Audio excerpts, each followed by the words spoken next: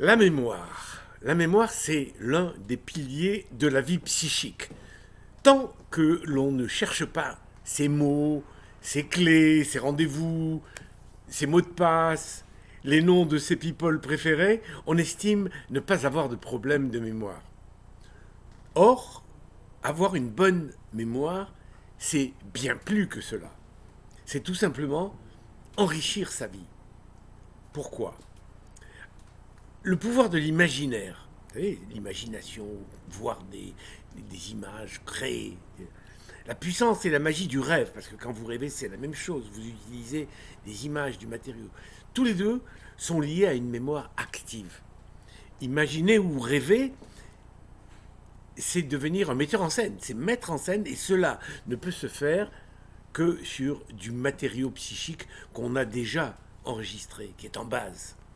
Alors lorsque vous lisez un livre, vous êtes obligé d'imaginer le décor, l'apparence des personnages, leurs mouvements, leurs attitudes, leurs démarches, leurs voix. Tout ça, ça dépend de votre mémoire, de ce que vous avez inscrit dans votre... des images que vous avez vues, des personnes qui chantent, qui bougent, qui... Voilà.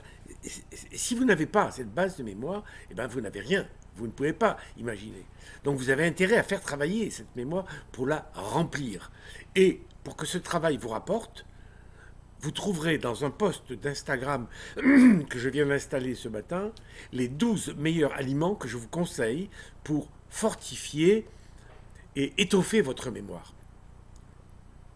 Alors si vous êtes de celles ou de ceux qui ont plus de 50 ans, vous n'échapperez pas à l'inquiétude de voir votre stock mémorisé se réduire. À tort ou à raison, vous vous inquiéterez.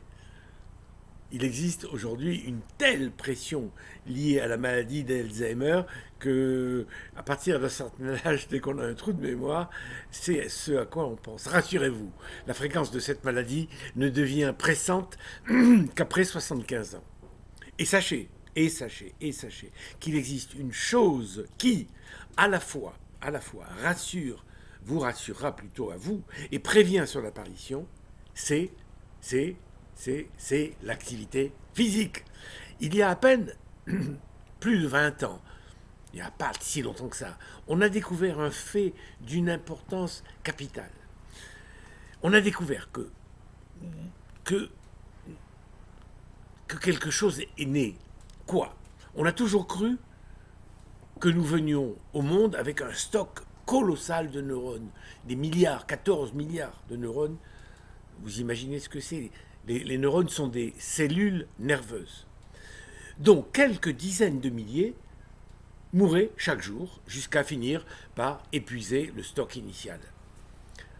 On sait aujourd'hui, et cela a révolutionné la neurologie, que certaines parties du cerveau sont capables de donner naissance à de nouveaux neurones. Si vous lisez l'anglais, achetez Spark, un livre qui malheureusement n'a pas été traduit en français, qui a été écrit par des psychiatres éminents et qui explique ça parfaitement, ce qui le démontre, mais alors de telle manière que vous aurez envie de bouger.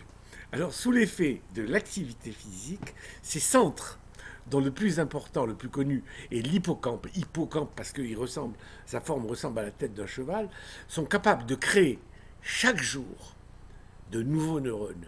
Et en prime, ces centres, lorsqu'ils sont activés, libèrent de la sérotonine, qui est l'hormone du bien-être et du bonheur.